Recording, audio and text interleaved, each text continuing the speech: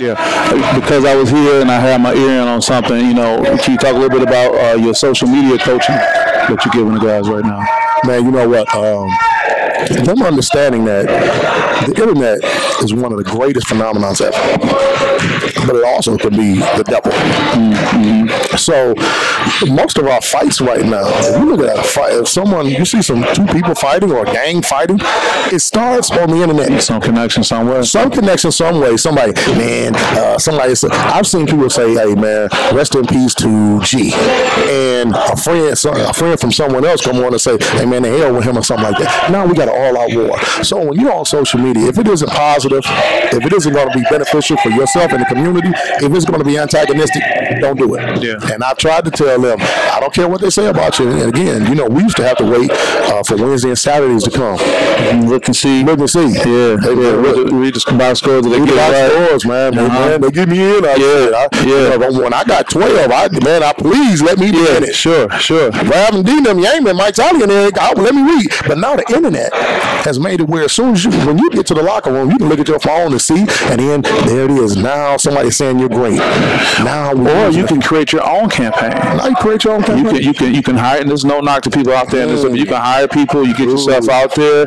Just post your highlights, and give narratives that don't go. Let's stay with the idea of competing. We had our great friend Horatio Williams and the Horatio Williams Foundation had the Martin Luther King great event, Freedom Classic. Exactly. And I keep talking to your players about Graham Blank, state championship team, and they gave you guys a symbolic punch in the mouth. You know, we talked about this after the game. What does it say about your team, Coach, to be able to be challenged early on? And unlike so many other young players, young teams, sometimes, man, once a team go down, they're done. Yeah. They're done, finished. What does it say about your guys to even be back in the game, even before the second half came? Resiliency. When you look at these guys, and I tell them, it's no knock against anything. And actually, some of the things about this world that we live in, it's made to make you stronger anyway. So, as young black men in this country, oftentimes you're born at a deficit. In most cases. So you're born at a deficit. So you mean to tell me we can't go down 10, 11 points in a basketball game and recover? We've recovered from so much. We recovered from inadequate school settings, a lack of teachers because they no longer pay instructors as they should. So when you talk about a deficit, we were born into adversity. So how dare you let a basketball game make you shrivel up? Let me challenge you on that, Coach. Yeah, true. So why is it that most teams, when they're down, aren't able to come back? Why was your team able to do it? Everyone else was born into that adversity. Well, you know what? And again, we're not an anomaly. There's a lot of teams that come back. There's a lot. When you see young teams and young men that can come back and young ladies that recover from things, someone is built into their mental aptitude. And the one thing that I love is I talk to these guys all the time. I say, now listen, sometimes I'm going to create adversity for you. Sometimes I'll make it uncomfortable for you. Okay. I know. And sometimes it's like, man, Coach, man, I don't even do. So what? I'm trying to create some adversity because sometimes things go too well for you. Yeah. So now, you know, we work on working out and everybody talk about, man, our kids, I got to lift weights. I got to get stronger. My son's got to get stronger. But we don't build into their mind. And we don't build into their heart. We don't build into the mental toughness. We talk about physical toughness and physical strength, but we don't talk about mental strength enough. And now it has become so wonderful to mention the term mental health issues. And again, there are a lot of people with mental health issues in our country. I understand that. But I'll be doggone if everybody got mental health issues. What happens is we become, and we have created a generation of young people that are mentally weak at times. So as soon as something bad happens, they tuck their tail. No, we're not going to do that. We're going to figure out a way to fight. And I think whenever you're going through anything that's negative, your mind should start to clicking in and trying to figure out a way to change that narrative. And that's what we try to do with these young guys. But then, I mean, you got to think about it.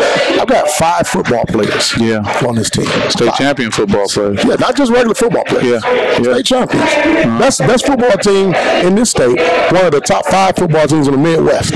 Now, these guys have dealt with training in the dead of summer, 2 days. And then the state semifinal game is freezing cold. So they've gone through 3 seasons. You talk about the summer, the fall, and then the winter. That builds into mental toughness right there. Right. And then to win a championship in the fashion that they did, and to have a bullseye on your back the entire season. Right. But yet you come up every single opportunity, you stand up and show. So those guys have brought that same mental toughness to our program, and they just kind of fit in with what we do. And Lord knows I'm glad to help myself. I know it works out real good for you. You don't have to go far to get them.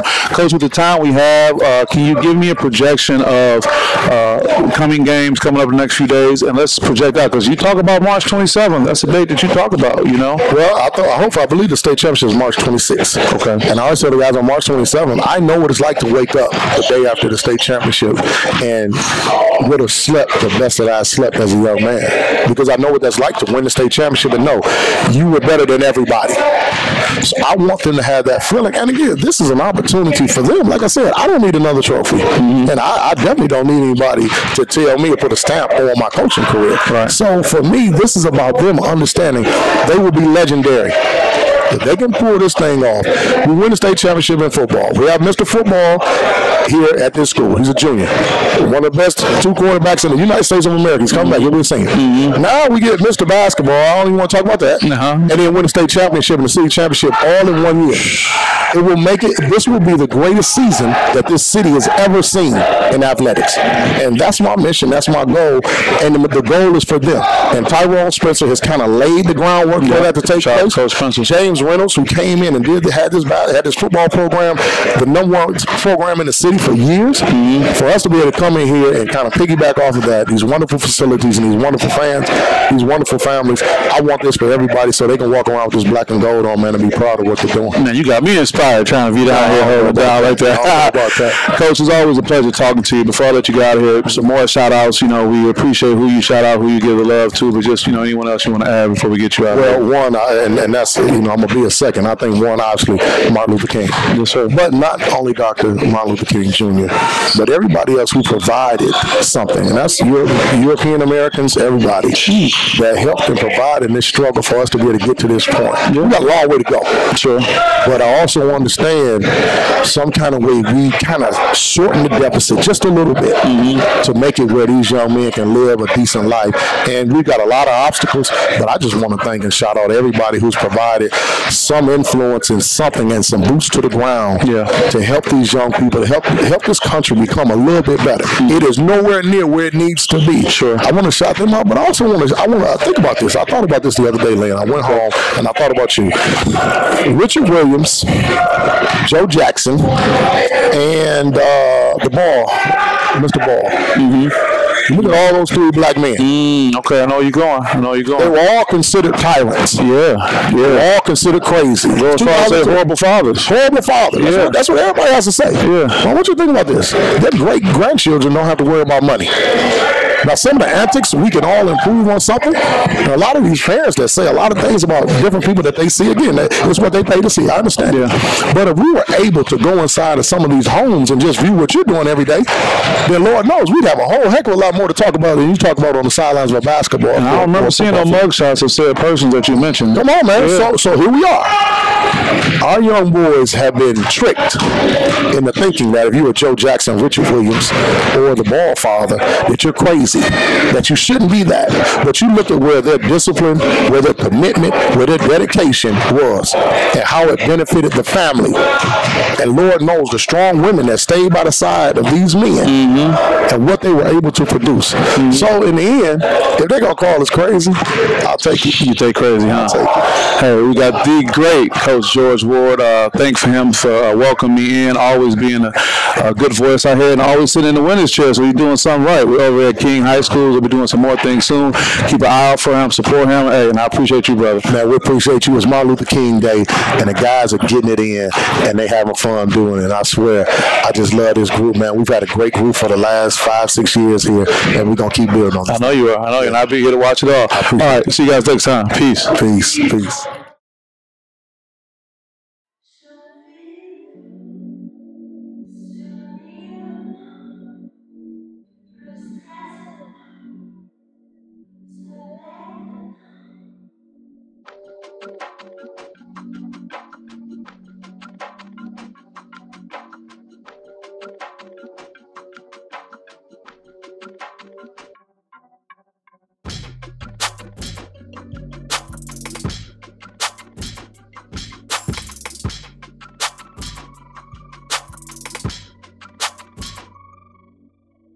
it.